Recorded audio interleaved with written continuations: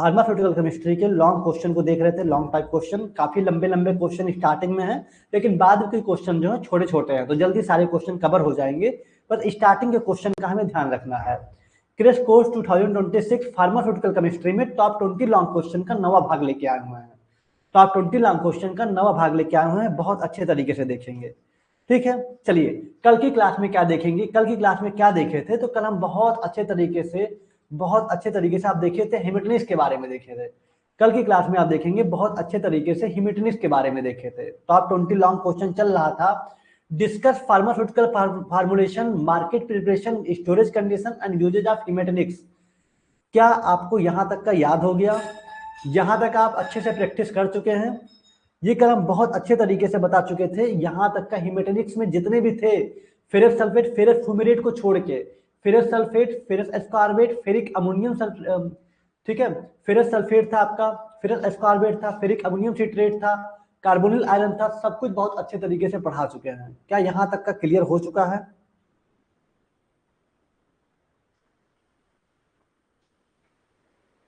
चलिए, बहुत अच्छी बात है। अब गैस्ट्रोइंटेस्टाइनल एजेंट, गैस्ट्रोइंटेस्टाइनल एजेंट की बात करेंगे। इसको बहुत अच्छे तरीके से हम समझेंगे।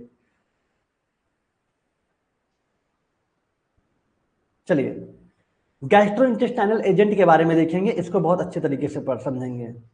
ओके, चलिए। और हाँ, थोड़ा सा आप लोग पढ़ाई पे फोकस करिए। फालतू ट्रोल करना या किसी को ये करना, लक्ष्मी गलत बोल रही है या ये बोल रही है, इस सबसे थोड़ा कुछ नहीं रखा है। फोकस करिए अपने पढ़ाई पे। और गैस्ट्रोइंटेस्टाइनल एजेंट बहुत इंपॉर्टेंट टॉपिक है आपके फार्मास्यूटिकल केमिस्ट्री का, इसको पढ़ते हैं। आपको पता है कि हम क्या पढ़ते हैं? फार्मुलेशन पढ़ते हैं, मतलब किस किस फॉर्म में निर्माण हुआ है। मार्केट प्रिपरेशन मतलब popular brand name. Storage and stability condition मतलब दवा को किस हिसाब से रखा जाए कि लंबे समय तक खराब ना हो, और उसका प्रयोग क्या है, यही पढ़ते हैं हम। चलिए, हिमेटनिक का पूरा पढ़ चुके हैं। उम्मीद करते हैं सभी रिवीजन कर दीजिएगा, बहुत इंपॉर्टेंट है, एग्जाम में पूछा जाता है। आइए गैस्ट्रोइंटेस्टाइनल एजेंट का शुरुआत करते हैं, इससे देखते हैं। सर अभी मिथिलेश सर की क्लास हुई है, थोड़ा सा ब्रेक भी दिया करिए सर। साहिबा बानो जी, ऑलरेडी हम इतने देर से बैठे हुए हैं, इंतजार कर रहे हैं, हमें भी तो काम होता है, कॉलेजेस जाने होते हैं, कुछ और भी काम होते हैं। तो ठीक है, तो कितना फिर ब्रेक दिया जाए? ओके, 12 बजे आपकी क्लास स्टार्ट हुई है। क्लास की टाइमिंग 11:30 बजे थी, सॉरी 11 बजे थी। ओके, तो 1 घंटा का ब्रेक दिए, काफी था। सर लेट में क्लास लिए, आपको थोड़ा सा उस हिसाब से मेंटेन करना चाहिए था। चलिए कोई बात नहीं, स्टार्ट करते हैं क्लास को। और लेट आज सर से हुआ, हमेशा नहीं लेट होगा। और जैसा कि अभी देखिए बताया, किसी को नमाज पढ़ने भी जाना है और भी बहुत सारे काम होते हैं, उसी हिसाब से देखते हुए चीजों को रखा गया है। ठीक है, अब क्लास को स्टार्ट करने जा रहे हैं, फिर भी 5 मिनट हो ही गया है। चलिए, तो गैस्ट्रोइंटेस्टाइनल एजेंट के बारे में देखते हैं, अच्छे से करते हैं। पीसीआई आईपीसी में कंफ्यूजन है, दोनों अलग अलग चीज है, किसी और दिन डिस्कस कर देंगे उसके बारे में। अभी फिलहाल हम गैस्ट्रोइंटेस्टाइनल एजेंट को देखते हैं। गैस्ट्रोइंटेस्टाइनल एजेंट ऐसे मेडिसिन होते हैं used to treat condition affecting stomach. Gastrointestinal agent ऐसे मेडिसिन होते हैं जिसका प्रयोग स्टमक के जो कंडीशंस है उसके ट्रीटमेंट के लिए यूज करते हैं। अब हमारे पेट में कैसे कंडीशंस, इंटेस्टाइन में कैसे कंडीशन, या फिर other part of digestive system, हमारे पार्ट जो स्टमक है उसमें डाइजेस्टिव सिस्टम है, उसमें कोई भी प्रॉब्लम्स है, ठीक है, जैसे कि क्या, हार्ट बर्न का मतलब क्या, दिल में जलन नहीं, पेट में जलन, पेट में जलन। ठीक है, हार्ट बर्न का मतलब पेट में जलन, इनडाइजेशन मतलब अपच, कास्टिपेशन कब्ज हो गया, डायरिया हो गया, या फिर एसिड रिफ्लक्स खट्टी डकारे आना। Heart burn, indigestion, constipation, diarrhoea, acid reflux, अगर हमारे डाइजेस्टिव सिस्टम में ये सब प्रॉब्लम हो रही हैं तो इसके उपचार में जो हम दवा देते हैं वही होते हैं गैस्ट्रो इंटेस्टाइनल एजेंट। ठीक है, ध्यान रखिएगा। ओके, तो यहाँ पे ध्यान रखिएगा, गैस्ट्रो इंटेस्टाइनल एजेंट ऐसे मेडिसिन होते हैं जिसका उपचार किया जाता है डाइजेस्टिव सिस्टम के पार्ट में अगर कोई प्रॉब्लम है, जैसे कि हार्ट बर्न, ठीक है, बहुत ज्यादा गैस बन गया, एसिडिटी हो गया, पेट में जलन हो रहा है, इंडाइजेशन की प्रॉब्लम है, कास्टिपेशन कब्ज की प्रॉब्लम है, डायरिया की प्रॉब्लम है, तो उसके उपचार में जो दवा देते हैं वही कहलाता है गैस्ट्रो इंटेस्टाइनल एजेंट। क्लियर हो पाया? चलिए, बहुत अच्छी बात है, आगे बढ़ते हैं और अच्छे देखते हैं। अच्छा, अनुज जी करिए, क्वेश्चन क्या है दिखा दीजिए। क्वेश्चन कल ही वाला है, कल हम हिमेटनिस के बारे में देख रहे थे, एंड के बाद गैस्ट्रोइंटेस्टाइनल एजेंट बचा हुआ था, वही देखना है। मतलब गैस्ट्रोइंटेस्टाइनल एजेंट क्या होते हैं, इसके अंतर्गत कौन से ड्रग आते हैं।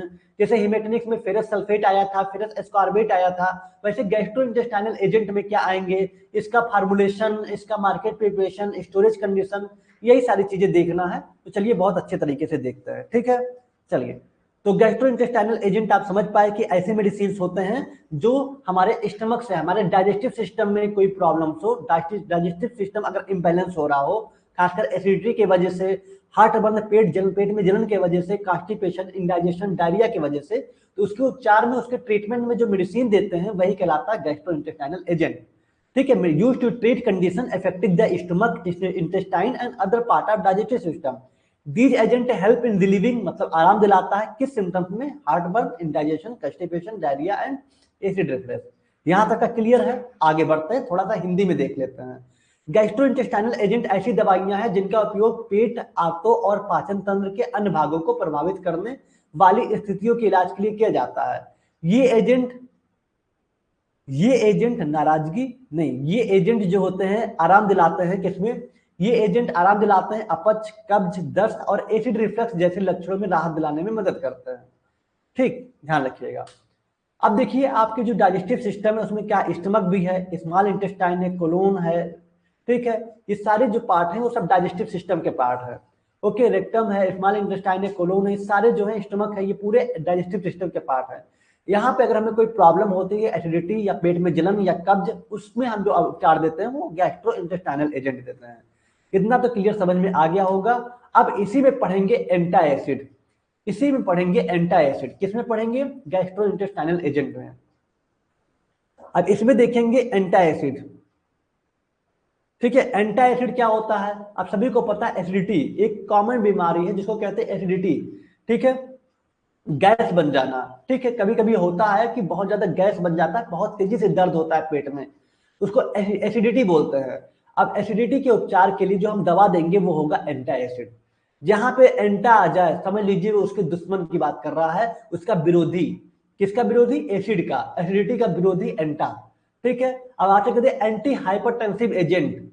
एंटी हाइपरटेंसिव मतलब हाइपरटेंशन तो बीमारी है, ये है बीपी बहुत ज्यादा बढ़ गया, एंटी का मतलब उसका विरोधी जो बढ़ गया उसको कम करेगा। ऐसे ही एंटी एसिड है, तो एसिडिटी जो हमारे स्टमक में है उसको कम करने के लिए एंटी एसिड दिया जाता है, ठीक है। चलिए याद करने का कोई तरीका बता दीजिए, प्रिंस जी बिल्कुल बताएंगे, ध्यान से देखिए। एंटी एसिड आपको बता रहे हैं कि एसिडिटी का जो विरोधी होता है वो एंटा होता है, मतलब एसिडिटी को कम करता है। तो एंटी एसिड ऐसे दवाई होते हैं that help neutralise stomach acid, stomach के एसिड को न्यूट्रलाइज कर देता है, उदासीन बना देता है। टू रिलीव सिम्टम्स लाइक, तो और किस सिम्टम से आराम दिलाता है, हार्ट बर्न से, इनडाइजेशन से, अपसेट स्टमक से, पेट में जलन हो रहा हो, इनडाइजेशन अपच हो गया हो, पेट खराब हो गया हो, गैस बना हो, वो क्या करता है एंटी एसिड, उससे आराम दिलाता है। They work by increasing the pH level in the stomach, हमारे स्टमक में पीएच लेवल को बढ़ाता है, ठीक है। एंड रिड्यूस एसिडिटी, एसिडिटी को कम करता है, which help discomfort cause by excess stomach acid, जो कि स्टमक में जो एक्स्ट्रा मात्रा में एसिड बढ़ जाता है उससे आराम मिलता है, ठीक है। देखिए यहाँ पे आपके टर्म समझना होगा कि क्या कह रहा है कि they work by increasing the pH level in the stomach, हमारे स्टमक में पीएच लेवल को बढ़ाता है। अब ये पीएच लेवल क्या है, देखिए यहाँ पे आपको थोड़ा ब्लैक स्क्रीन में बताएं। पीएच स्केल आप लोग जानते होंगे, एक ऐसा स्केल, पीएच स्केल आप लोग देखे होंगे, एक ऐसा स्केल जहां पे हम बहुत अच्छे से मेजर कर लेते हैं कि हमारा पदार्थ एसिड नेचर का है कि बेस नेचर का है, अम्ल का है कि क्षार का है कि उदासीन का है, ठीक है। इसको इस हिसाब से बांटा गया है कि 1 से लेकर के, ठीक है, 7 तक, और 7 से लेकर के 14 तक, इस हिसाब से स्केल होता है। और आप बहुत अच्छे से जानते होंगे कि 1 से 7 तक जो होता है, 1 से जो 7 तक होता है वो क्या होता है, 1 से 7 तक होता है वो आपका एसिड होता है। किसी का वीडियो कॉल आ रहा है, किसका आ रहा है,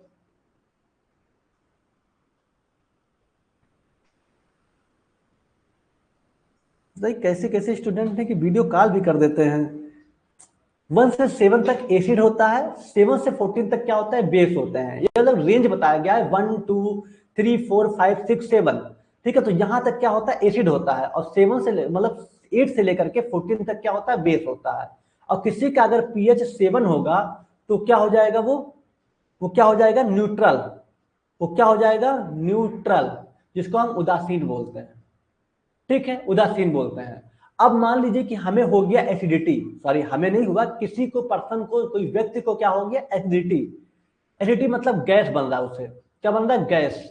अब गैस अगर बन रहा है तो अब कैसे बनेगा, इसका मतलब कि उसका पीएच लेवल क्या होगा, घटने लगेगा। पीएच लेवल क्या होगा, घटने लगेगा। मतलब 7 से एसिडिटी में क्या होगा, 7 से आएगा 6, 6 से 5, सॉरी 6 से 5, फिर 4, फिर 3, इस तरह से क्या होगा, घटने लगेगा। ये कब होता है, एसिडिटी के सिचुएशन में। एसिडिटी के सिचुएशन में ऐसा होगा कि पीएच लेवल क्या होगा, घटेगा। समझ में आ रहा है ना, क्योंकि भैया 1 से लेकर के 6 तक का जो रेंज होता है वो एसिड का रेंज होता है। तो 6, 5, 4 इस तरह से एसिड का लेवल घटेगा हमारे स्टमक में, हमें एसिडिटी की प्रॉब्लम हो जाएगी, गैस बन जाएगा। अब हमें क्या चाहिए, एंटा एसिड। क्या चाहिए, एंटा एसिड। अब अगर हम एंटा एसिड लेंगे, एंटा एसिड क्या करेगा, इसी पीएच के लेवल को बढ़ा देगा, इसी पीएच के लेवल को बढ़ा देगा। ठीक है, यही पीएच के लेवल को क्या बढ़ा देगा, एंटा एसिड क्या करेगा, बढ़ा देगा। जो घटा हुआ है उसको न्यूट्रल के पास लेके आएगा, उदासीन के पास लेके आएगा। बस यही काम है किसका, एंटा एसिड का। समझ में आया। हमें पता है कि 7 न्यूट्रल होता है, उसके बाद क्षार होता है। तो यहाँ पे देखिएगा कि अगर हम बात करें एसिडिटी की प्रॉब्लम किसी को है, कुछ ऐसा खाना खा लीजिए, कभी गैस बन जाता है तो पीएच लेवल घटता है। अब क्वेश्चन आपसे पूछा जा सकता है कि क्या एसिडिटी में पीएच लेवल घटता है कि बढ़ता है, या फिर जो एंटा एसिड होता है, एंटा एसिड में पीएच का लेवल घटता है कि बढ़ता है। एंटा एसिड देते हैं एसिडिटी के उपचार में, तो पीएच का लेवल घटता है कि बढ़ता है, तो एंटा एसिड में पीएच का लेवल बढ़ता है। बढ़ते क्रम में इसको रखना, क्यों, क्योंकि पीएच का लेवल बढ़ेगा, 7 तक आएगा, 7 के करीब आएगा, तभी हमारे स्टमक का एसिड क्या होगा, न्यूट्रलाइज होगा, उदासीन होगा। ठीक है, अगर घटेगा तो वो एसिडिटी होगा। तो इस चीज को याद रखिएगा, इंपॉर्टेंट है। ठीक है, एंटा एसिड लेने से पीएच का लेवल बढ़ता है, अगर एसिडिटी की प्रॉब्लम है तो पीएच का लेवल घटता है, इतना याद रखिएगा। ठीक है, चलिए। और एक चीज ध्यान रखिएगा कि अगर आप एंटासिड ज्यादा ले लिए तो पीएच का लेवल इतना बढ़ गया कि वो बेस में पहुंच गया। कितना ज्यादा बढ़ गया कि वो कहां पहुंच गया, मतलब 9, 10, 11 तक पहुंच गया, बेसिक हो गया, बेसिक नेचर का हो गया। तो अब क्या होगा, तो अभी भी आपका खाना नहीं पचेगा। ठीक है, अब अभी भी आपका खाना नहीं डाइजेस्ट होगा, तो ऐसे सिचुएशन में दिया जाता है एसिडिफाइंग एजेंट। एसिडिफाइंग एजेंट, ठीक है, एसिडिफाइंग एजेंट क्या करेगा कि ये फिर आपके जो बढ़ गया है उसको फिर घटाएगा। ठीक है, ध्यान रखिएगा, एसिडिफाइंग एजेंट। तो एसिडिफाइंग एजेंट की हम बात बाद में करेंगे, फिलहाल हम कंफ्यूज हो जाएंगे आप, वो तो दूर की बात है। अभी हम पढ़ते हैं जो टॉपिक में ना उसको देखते हैं कि हमारे टॉपिक है एसिडिटी। एसिडिटी कब होता है, जब पीएच का लेवल घटता है, और एंटा एसिड क्या करता है, एसिडिटी को दूर करने के लिए एंटा एसिड पीएच के लेवल को बढ़ा देता है। यहां तक का क्लियर समझ में आ गया हो तो कमेंट में थंब बना दीजिए। ठीक है, ये आपको लिखना नहीं, बस समझाने के लिए बताए थे जो पीएच का लेवल है उसको क्या है।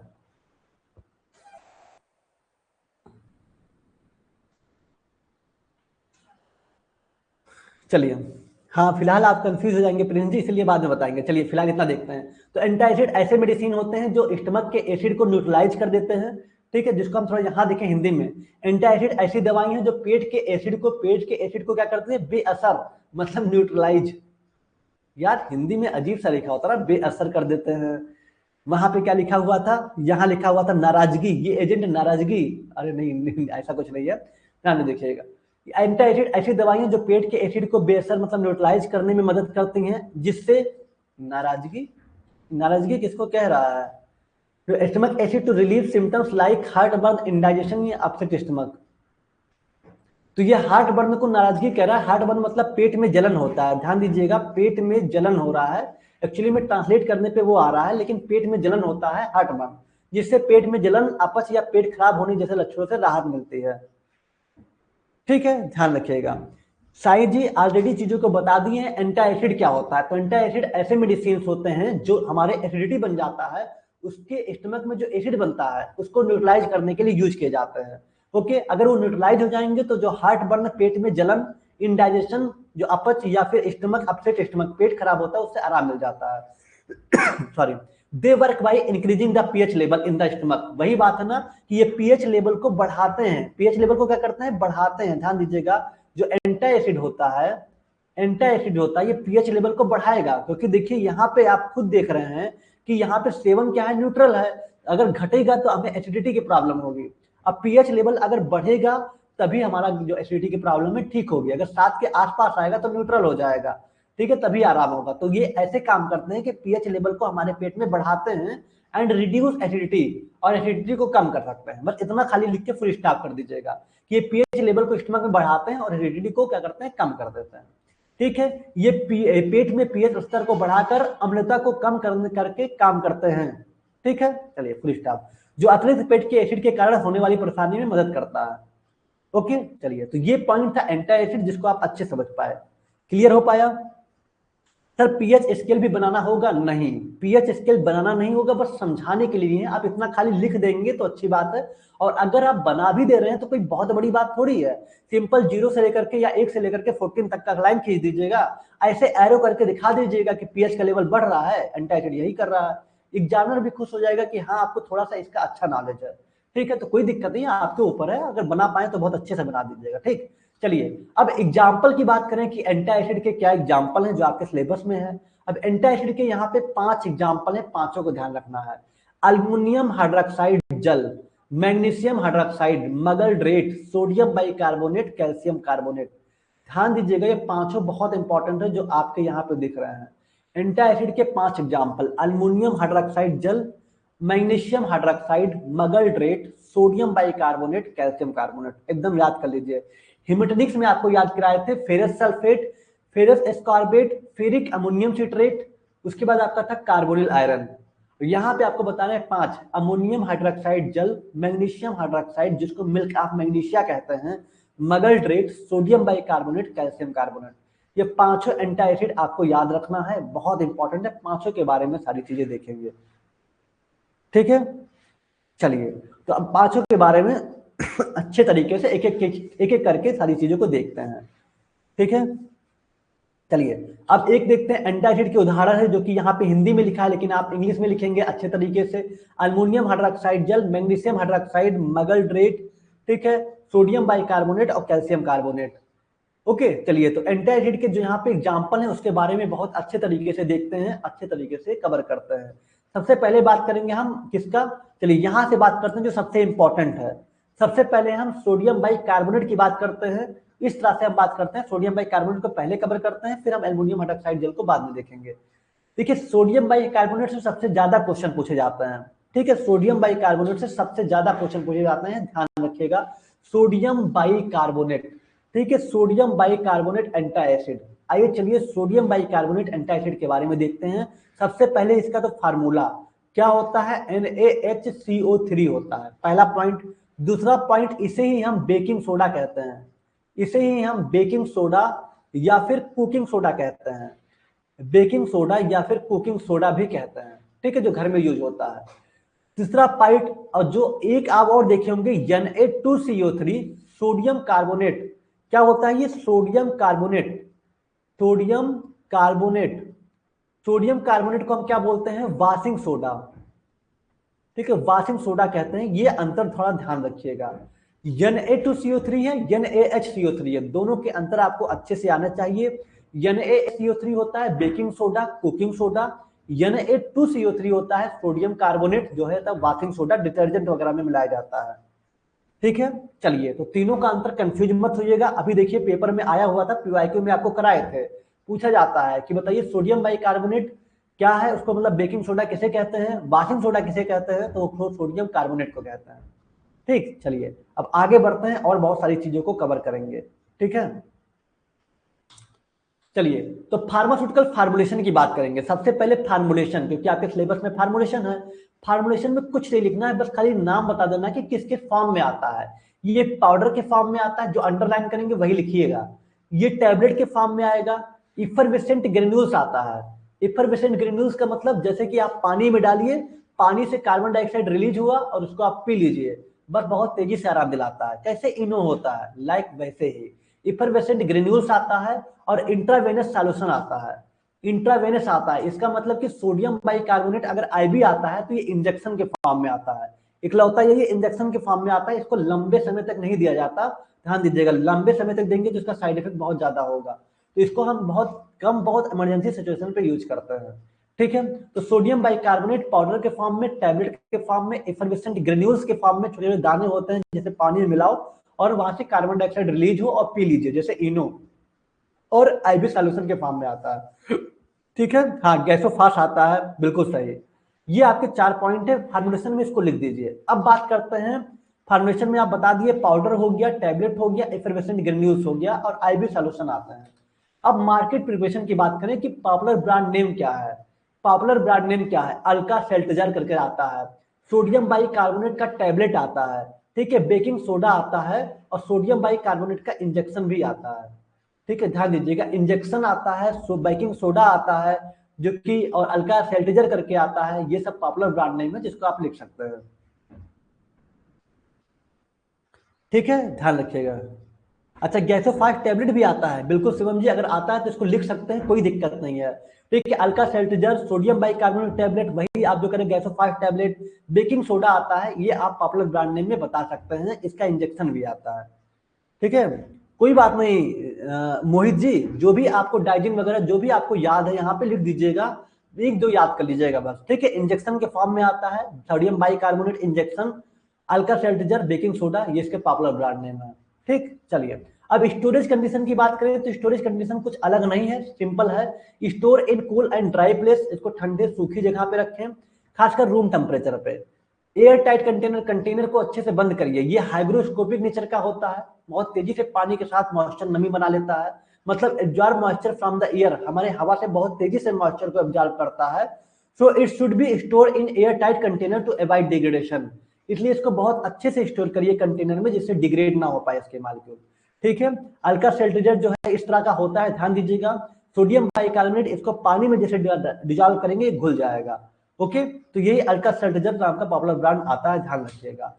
सूखी, ठंडी सूखी जगह पर स्टोर करें, अधिमानत मतलब कि वही जो लिखा हुआ है, एयर टाइट कंटेनर, कमरे के तापमान पर।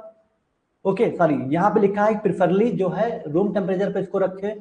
कंटेनर को अच्छे से बंद करिए। सोडियम बाइकार्बोनेट हाइग्रोस्कोपिक का है, जिसका अर्थ है कि यह हवा से नमी को अवशोषित करता है, इसलिए इसे खराब होने से बचाने के लिए एयर टाइट कंटेनर से संग्रहित किया जाना चाहिए। ओके, समझ में आया? चलिए, अगर ये पॉइंट टफ लग रहा है तो आप जैसे पढ़े हुए थे हीमेटेनिक्स वाले में ना, वैसे लिख दीजिएगा, क्योंकि हमें पता है कि टेम्परेचर इसका भी क्या है, 15 से 30 डिग्री सेल्सियस, वही रूम टेम्परेचर पे इसको मेंटेन करना है, रूम टेम्परेचर पे मेंटेन करना है। और कोई भी दवा हो, एक पॉइंट आप लिख ही सकते हैं कि keep out of reach of children, बच्चों के पास से दूर रखें। बच्चों को दिया भी जाता है तो बहुत लो डोज, लेकिन बच्चों के पास से दूर रखें हाई मात्रा में। ठीक है, चलिए आगे बढ़ते हैं। राधे जी कहने से डिस्प्रिन टैबलेट भी आता है, डिस्प्रिन आता है लेकिन वो एंटी एसिड नहीं है, डिस्प्रिन आता है लेकिन वो एंटी एसिड नहीं है। चलिए, यूजेस की बात करें तो हमें पता है कि कहाँ यूज होता है, एंटी एसिड में, एसिडिटी में। तो लिख सकते हैं कि सोडियम बाइकार्बोनेट या it is used in the treatment of acidity. सबसे सिंपल लिख दीजिएगा कि it is used in the treatment of acidity, acidity के उपचार में हम इसका यूज करते हैं। बाकी लिखा क्या है, sodium bicarbonate is widely used to relieve heart burn, पेट में जलन, एसिड इंडाइजेशन, अपच हो गया हो, अपसेट स्टमक, पेट खराब हो गया हो, या फिर by neutralising excess stomach acid, stomach में जो एसिड बन गया है उसको न्यूट्रलाइज करने का काम करता है, पेट में जलन हो रहा हो, पेट खराब हो गया हो, उसमें आराम दिलाता है ये सोडियम बाइकार्बोनेट। ठीक है, यूरिनरी अल्कलाइजर होता है, help make the urine less acidic, urine को लेस एसिडिक बनाता है, कम अम्लीय बनाता है।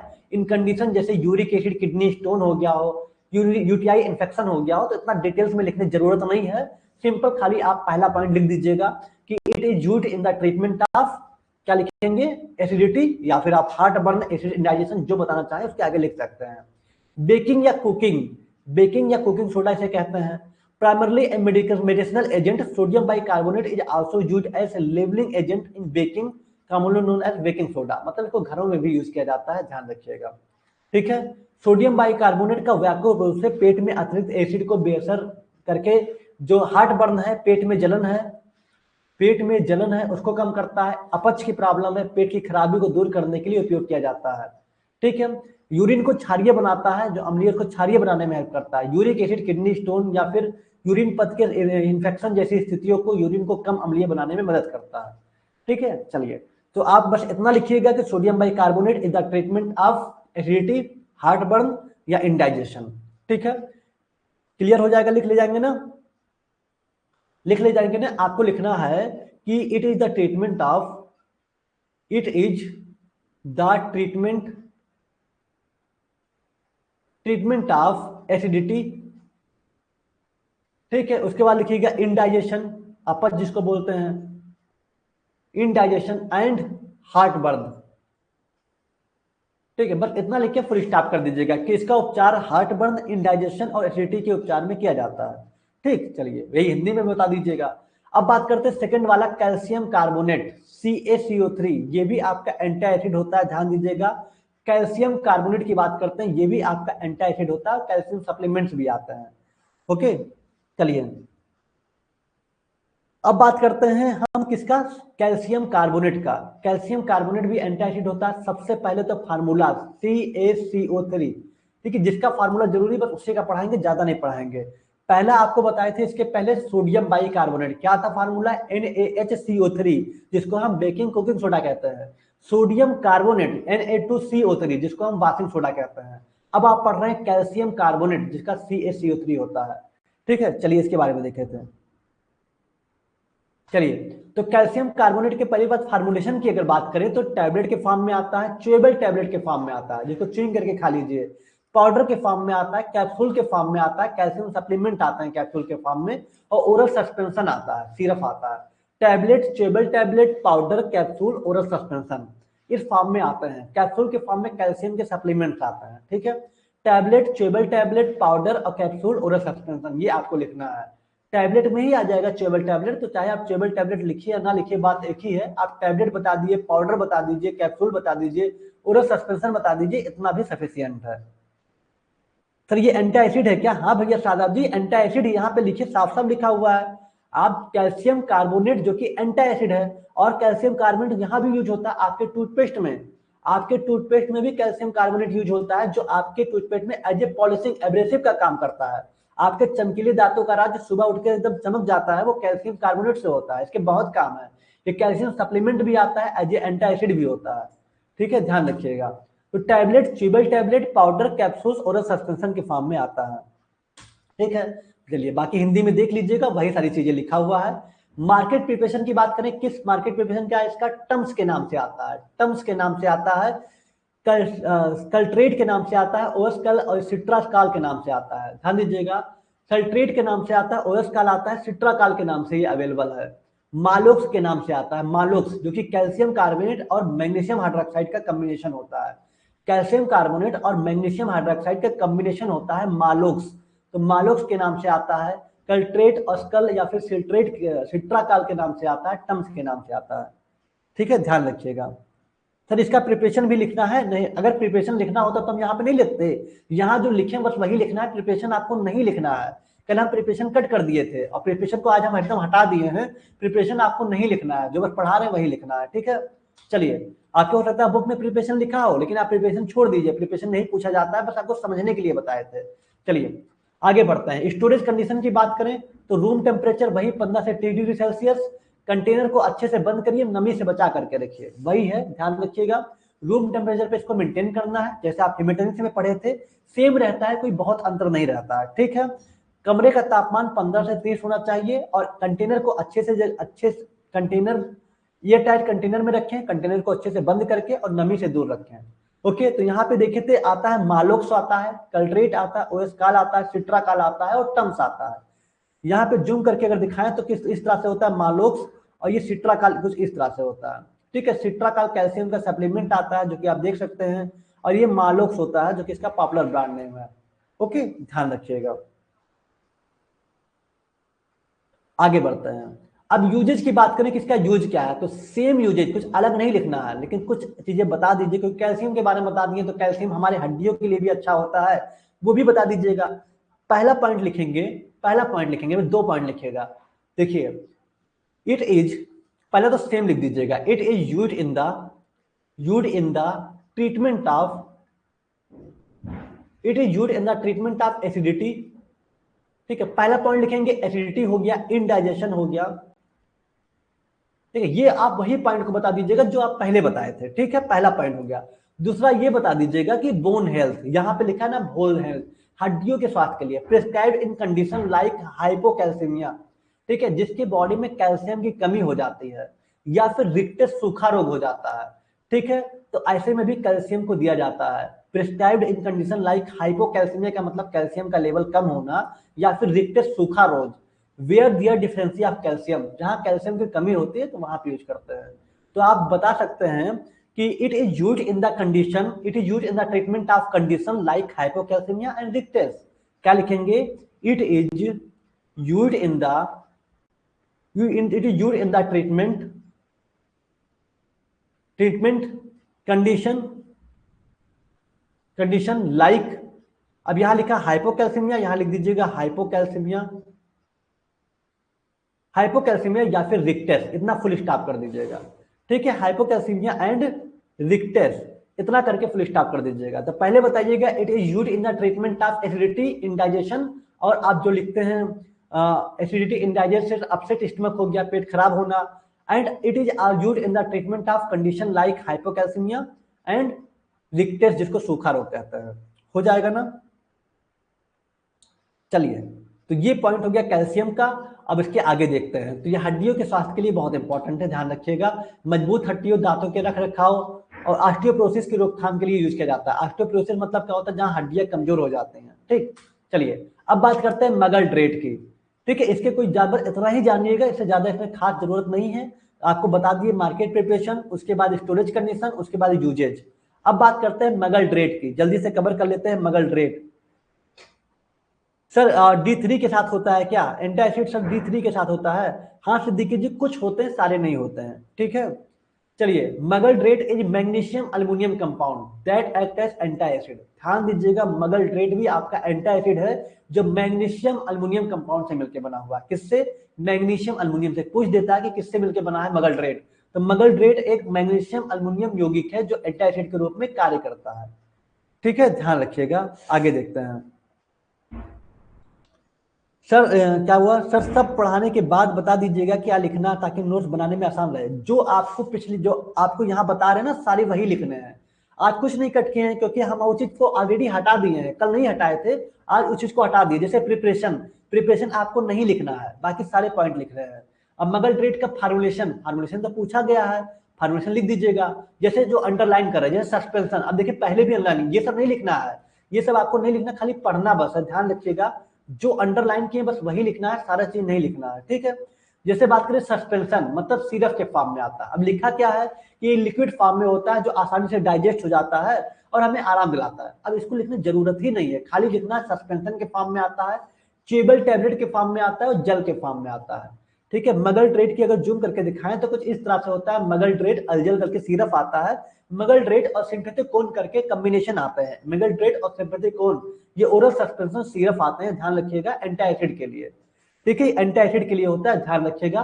सिंथेटिकोन और मगलड्रेट दोनों का कॉम्बिनेशन आता है, ये ओरल सस्पेंशन होते हैं, ठीक है। तो सस्पेंशन के फॉर्म में आता है, टैबलेट के फॉर्म में आता है और जल के फॉर्म में आता है, ठीक। यही पॉइंट को आपको खाली लिखना है, क्लियर। मार्केट प्रिपरेशन की बात करें तो मगलड्रेट और सिंथेटिकोन, यही बताया ना, सिंथेटिकोन और मगलड्रेट ये दोनों का कॉम्बिनेशन आता है, मगलड्रेट प्लस सिंथेटिकोन। ग्लूसिल एमपीएस करके आता है, डाइजीन जल आता है और मुकाइन जल आता है। ग्लूसिल एमपीएस, डाइजीन जल और मुकाइन जल आता है, ध्यान दीजिएगा। मगलड्रेट और सिंथेटिक दोनों का कॉम्बिनेशन आता है, ग्लूसिल एमपीएस, डाइजीन जल और मुकाइन जल आता है, ठीक। मगलड्रेट टैबलेट की बात करें तो गैस्ट्रिल आता है, नोवोगार्ड आता है, गैस्ट्रिल और नोवोगार्ड करके आते हैं। गैस्ट्रिल और क्या आते हैं? नोवोगार्ड करके आते हैं, ध्यान दीजिएगा, टैबलेट आता है। और मगलड्रेट, सिंथेटिकोन, ग्लूसिल एमपीएस, डाइजीन जल और मुकाइन जल आता है। क्लियर हो गया? मगलड्रेट का केमिकल फार्मूला नहीं पूछा जाता है, इसको पढ़ने की जरूरत नहीं है, वो उतना बड़ा फार्मूला नहीं पूछा जाता आपसे, ठीक है। चलिए, मगलड्रेट, सिंथेटिकोन, ग्लूसिल एमपीएस, डाइजीन जल, मुकाइन जल, याद रखिएगा। टैबलेट की बात करें तो गैस्ट्रिल और नोवोगार्ड आते हैं। हाँ, इसका यूजेज और स्टोरेज अपने मन से लिख सकते हैं, कोई दिक्कत नहीं है। अब स्टोरेज कंडीशन देखिए, एकदम सेम लिखना है, जो आप पढ़ते आ रहे हैं सेम वही लिखिएगा। देखिए, गैलोसिल एमपीएस इस तरह से आता है, store at room temperature below 30 degree Celsius, वही मतलब 15 से 30 डिग्री सेल्सियस पे इसको स्टोर कर सकते हैं, जो कि लिखा है 30 से कम करिए, रूम टेम्परेचर पे इसको स्टोर करिए। मॉइस्चर से, नमी से, हीट वाली जगह से बचा करके रखिए, डायरेक्ट सनलाइट से बचा करके रखिए, वही सारे पॉइंट लिखे हुए जो पहले आप पढ़ते हुए हैं, चाहे तो इसको बना करके लिख सकते हैं, स्टोरेज कंडीशन, ठीक है। कमरे के तापमान 30 डिग्री सेल्सियस से नीचे, मतलब वही 15 से 30 डिग्री सेल्सियस पे रखें, और नमी और गर्मी से दूर रखें, सीधी धूप से बचाएं। ठीक। यूजेज की बात करें तो देखिए यूजेज आपको सेम वही लिखना है जो लिखे थे, कोई बदलने की जरूरत ही नहीं है। जैसे आप सोडियम बाइकार्बोनेट में लिखे थे ना, वही लिख सकते हैं। एंटी एसिड में काम आता है कि it is used in the treatment of acidity, it is used in the treatment of acidity हो गया, हार्ट बर्न हो गया, इंडाइजेशन हो गया। इसका उपचार पेट खराब में, गैस बनने में, ठीक है, अपच के सिचुएशन में किया जाता है। Reflex from gastroesophageal reflux disease, GERD, GERD में यही आता है, हार्ट बर्न, एसिड इंडाइजेशन और सॉर स्टमक मतलब खट्टा डकार आना। इस सिचुएशन में भी हम यहाँ पे मगर ड्रेड देते हैं। पेप्टिक अल्सर, अगर घाव हो जाए हमारे पेट में, treating peptic ulcer reducing acid in the stomach, ठीक है, हमारे स्टमक में एसिड को कम करता है। पेप्टिक अल्सर, पेप्टाइक अल्सर को भी उसके उपचार में भी यूज किया जाता है। और डिस्पेप्सिया, डिस्पेप्सिया जिसको अपच कहते हैं, ट्रीट डिस्कम्फर्ट या फिर pain in upper abdomen caused by indigestion, indigestion की वजह से जो प्रॉब्लम होती है, दर्द होता है, ठीक है, उसके सिचुएशन में हम देते हैं। तो इतना डिटेल्स में लिखने की जरूरत नहीं, जैसे आप पहले लिखे थे ना वही लिख दीजिएगा। It is used in the treatment of acidity हो गया, हार्ट बर्न हो गया, इंडाइजेशन हो गया, और सॉर स्टमक मतलब खट्टा डकार आना। ओके, ध्यान दीजिएगा। या सीने में जलन, एसिड अपच, या फिर पेट में खट्टी डकार जैसे लक्षणों को राहत दिलाता है। पेप्टाइक अल्सर या पेट में एसिड को कम करके पेप्टाइक अल्सर के इलाज में मदद करता है। ठीक है, चलिए बहुत अच्छी बात है। तो ये आप बहुत अच्छे तरीके से मगर ड्रेड के बारे में भी जान पाए, इसको अच्छे समझ पाए। ओके, अब एक बात करते हैं अल्मुनियम हाइड्रोक्साइड जेल, यही बचा हुआ है, जल्दी ज्यादा नहीं बचा हुआ है, थोड़ा सा है। फिर मैग्नीशियम हाइड्रोक्साइड बचा हुआ, दो बचा हुआ है, दोनों को जल्दी से पढ़ के कवर करते हैं और 2-3 एमसीक्यू देख लेते हैं। ठीक है, चलिए अल्मुनियम हाइड्रोक्साइड जेल बहुत ज्यादा इंपॉर्टेंट है, ध्यान रखिएगा। इसका फार्मूला होता है ALOH का थ्राइस, ठीक है, लेकिन बच्चे लिख के क्या आते हैं, ALOH का ट्वाइस लिख के आ जाता है। ये गलत है, ये सही है, ध्यान दीजिएगा। एल्युमिनियम हाइड्रोक्साइड में 3 होता है, इस चीज को गलती मत करिएगा, सबसे ज्यादा गलती यही होता है।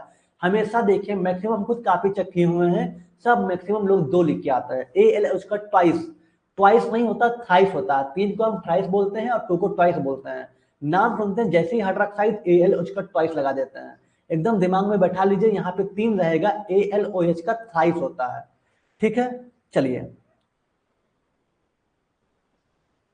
हाँ, ब्रांड नेम याद करना जरूरी है। फार्मुलेशन की बात करें तो ये भी ओरल सस्पेंशन के फॉर्म में आता है, टैबलेट के फॉर्म में आता है और कॉम्बिनेशन आता है। Aluminium hydroxide gel oral suspension, tablet के फॉर्म में, और कॉम्बिनेशन आता है मैग्नीशियम हाइड्रोक्साइड के साथ। मतलब ये अल्मुनियम हाइड्रोक्साइड मैग्नीशियम हाइड्रोक्साइड के साथ कॉम्बिनेशन आता है एंटासिड के इफेक्ट को बढ़ाने के लिए। ठीक है, चलिए अब देखिए यहाँ पे फार्मुलेशन हो गया। मार्केट प्रिपरेशन की बात करें तो एम्फोजल के नाम से आता है, गेलोसिल के नाम से आता है, मालोक्स के नाम से ये भी आता है, माइलेंटा के नाम से आता है, एलोकेप्स के नाम से आता है। ध्यान दीजिएगा, एम्फोजल के नाम से आता है, इस तरह से एम्फोजल के नाम से आता है, गेलोसिल आता है, मालोक्स आता है। इसमें से बस खाली 2 याद करना है, जो आपको आसान लगे 2 याद कर लीजिएगा। एम्फोजल, गेलोसिल, मालोक्स हो गया, माइलेंटा हो गया, एलोकेप्स हो गए। ठीक है, चलिए ये इसके पॉपुलर ब्रांड नेम है। कैल्शियम ग्लूकोनेट यहाँ पे नहीं है, कैल्शियम ग्लूकोनेट हम आगे बताएंगे। चलिए स्टोरेज कंडीशन की बात करें तो स्टोर इन टाइटली सेम लिख देना है, यहाँ पे कुछ नहीं बदलना है। स्टोरेज कंडीशन जैसे आप पढ़ के आए वैसे लिख दीजिएगा कि 15 से 23 डिग्री सेल्सियस पे स्टोर करना है। ठीक है, और इसको धूप से, लाइट से बचा करके रखना है, नमी वाली जगह से दूर रखना है। यूजेज की बात करें सेम लिख देना है, जैसे आपको बताएं कि it is used in the treatment of acidity हो गया, हार्ट बर्न हो गया, ठीक है, एसिडिटी हो गया, हार्ट बर्न हो गया, इंडाइजेशन हो गया। एसिडिटी मतलब गैस बनने में या फिर अपच हो गया, पेट खराब की सिचुएशन में हम इसको देते हैं। ओके, तो आप यूजेज में भी एकदम सेम लिखेंगे, कोई बदलाव नहीं करना है, जैसे आपको बताएं वैसे आपको यूजेज लिख देना है। ठीक है, चलिए आगे बढ़ते हैं। ये जो नाराजगी हर जगह लिखा है, यहाँ पे पेट में जलन है, ध्यान दीजिएगा, पेट में जलन, पेट में जलन है। ओके, चलिए आगे बढ़ते हैं। उपयोग हो गया, अब मैग्नीशियम हाइड्रोक्साइड को कवर कर लेते हैं। मैग्नीशियम हाइड्रोक्साइड जो सबसे इंपॉर्टेंट ये भी है, MgOH का ट्वाइस। अब देखिए यहाँ पे हाइड्रोक्साइड है तो ट्वाइस हो गया, और अल्युमिनियम में क्या था, AlOH का थ्राइस था, इसलिए बच्चे कंफ्यूज हो जाते हैं। यहाँ पे देखिए हाइड्रोक्साइड था तो ट्वाइस लग गया, यहाँ पे भी हाइड्रोक्साइड है तो थ्राइस हो गया। दोनों का अंतर एकदम दिमाग में बैठा लीजिएगा, एग्जाम में गलती मत करिएगा। इसीलिए एग्जामिनर मैग्नीशियम हाइड्रोक्साइड को छोड़ के अल्युमिनियम हाइड्रोक्साइड हमेशा पूछता है। आप देखिएगा ज्यादातर पेपर में यही आया है। क्यों आया है? क्योंकि इसका फार्मूला लिखने में अक्सर गलती कर देते हैं, और एग्जामिनर सबसे पहले फार्मूला देखता है कि अगर स्टूडेंट सच में पढ़ाई किया है तो फार्मूला गलत लिख के नहीं आएगा। तो ये आप 3 को मत भूलिएगा अल्युमिनियम हाइड्रोक्साइड में। इसको हम मिल्क ऑफ मैग्नीशिया कहते हैं, ध्यान दीजिएगा। इसी को हम मैग्नीशियम हाइड्रोक्साइड को मिल्क ऑफ मैग्नीशिया कहते हैं, ठीक है, ध्यान दीजिएगा, मिल्क ऑफ मैग्नीशिया इसे कहा जाता है। बाकी फॉर्मुलेशन की बात करें तो सस्पेंशन के फॉर्म में आता है, टैबलेट के फॉर्म में आता है, कैप्सूल के फॉर्म में आता है। सस्पेंशन, टैबलेट, कैप्सूल के फॉर्म में इसका फॉर्मुलेशन है, ठीक। बाकी की बात करें हम, मार्केट प्रिपरेशन की बात करें, क्या आता है तो मिल्क ऑफ मैग्नीशिया के नाम से आता है, फिलिप्स करके आता है, फिलिप्स, फिर मैगॉक्स करके आता है, मैगऑक्स करके इस तरह से आता है, ठीक है, डुल्कोलेक्स करके आता है, डल्कोलेक्स करके आता है, च्यूइंग फ्रूट बाइट्स करके, एकदम फ्रूट बाइट्स करके आता है, च्यूइंग करने के लिए ये आता है। Milk of magnesia, Phillips, Magox, Dulcolax और च्यूइंग फ्रूट बाइट्स आता है, ठीक है, जो कि आपको ध्यान रखना है। Okay, milk of magnesia, Phillips, Magox, Dulcolax और च्यूइंग फ्रूट बाइट्स आते हैं, क्लियर। चलिए आगे बढ़ते हैं, उसको और देखते हैं। हाँ बस थोड़ा सा खत्म होने वाला, ज्यादा नहीं बचा हुआ है। स्टोरेज कंडीशन एकदम सेम लिखना है, जैसे ही आपका है सेम वही लिख दीजिएगा। 15 से 30 डिग्री सेल्सियस, अच्छे से बंद करिए, नमी वाली जगह से बचा करके रखिए, ये एकदम सेम रहेगा। यूजेज भी आप एकदम सेम लिखिएगा, ठीक है। जैसे कि पता है जो एंटी एसिड मैग्नीशियम हाइड्रोक्साइड है, इसको हम अल्मोनियम हाइड्रोक्साइड के साथ कॉम्बिनेशन देते हैं, जिससे हम इसके इफेक्ट को बढ़ा सकें। वही लिखिएगा, it is used in the treatment of, it is used in the treatment of acidity, heartburn, indigestion. हो जाएगा ना, एकदम सेम लिखना है, कोई अंतर नहीं है। ओके, चलिए तो ये आपका पूरा कंप्लीट हो गया। अब बताइए क्या यहां तक का हो जाएगा? जल्दी से कमेंट में थंब बना दीजिए। अगर कोशिश करिएगा जितना आपको बताएं, बस आपको फार्मुलेशन में टैबलेट, कैप्सूल किसमें आया हुआ है, मार्केट प्रिपरेशन में आपको 2 पॉपुलर ब्रांड नेम याद कर लेना है, स्टोरेज कंडीशन एक का याद कर लीजिए, सब में काम चल जाएगा, और यूजेज भी अगर एक याद कर लेंगे सब में काम चल जाएगा। बस आपको पहचानना है इसका फार्मूला थोड़ा बहुत और किसमें पाया जाता है। जैसे आप एंटी एसिड की जो ड्रग है ना, अल्मोनियम हाइड्रोक्साइड, मैग्नीशियम हाइड्रोक्साइड, मगल्ड्रेट हो गया, कैल्शियम कार्बोनेट, सोडियम बाइकार्बोनेट, ये आपको पता होना चाहिए कि ये एंटी एसिड में है, ठीक है। चलिए बहुत अच्छा। Which of the following is an anti acid? जैसे क्वेश्चन आपसे आया है, देखिए बहुत सारे ऑप्शन है, बताइए इनमें से कौन सा एंटी एसिड है। अब इसको आपको पहचानना है। अल्मोनियम हाइड्रोक्साइड जल, फेरस सल्फेट, सोडियम फ्लोराइड या क्लोरहेक्साडीन ग्लूकोनेट। बताइए इनमें से कौन सा एंटी एसिड है? क्लोरहेक्साडीन ग्लूकोनेट है, अल्मोनियम हाइड्रोक्साइड है, फेरस सल्फेट है, ध्यान दीजिएगा। तो इसका करेक्ट आंसर ए वाला होगा, ठीक है। क्लोरहेक्साडीन ग्लूकोनेट जो होता है, क्लोरहेक्साडीन ग्लूकोनेट होता है, ये माउथ वॉश आते हैं, ठीक है, ध्यान रखिएगा। दूसरा क्वेश्चन है, मगल्ड्रेट इज क्लासिफाइड एज, मगल्ड्रेट को क्लासिफाइड किया गया है, बताइए क्लासिफाइड किया गया है प्रोटेक्टेंट में, एंटी एसिड में, कैथरेटिक्स में, हेमेटोनिक्स में। मगल्ड्रेट को क्लासिफाइड किया गया है प्रोटेक्टेंट, एंटी एसिड, कैथरेटिक्स या हेमेटोनिक्स। बताइए मगल्ड्रेट को किसमें? हाँ बहुत अच्छा, बी राइट आंसर है, एंटी एसिड, ठीक है। बस ऐसे ही आपको पहचानना, अगर आप ये पहचान ले गए तो अब यूजेज, स्टोरेज कंडीशन और खाली पॉपुलर ब्रांड नेम 1-2 याद कर लीजिएगा, जो भी लेटेस्ट। अगर आप मेडिकल स्टोर चला रहे हैं या आप कहीं जॉब कर रहे हैं तो आपको बहुत अच्छे से याद होगा, वो भी आपको याद करने की जरूरत नहीं है, उसको लिख सकते हैं, ठीक है। तीसरा है सोडियम बाइकार्बोनेट, जिसको हम बोलते हैं क्या, NaHCO3।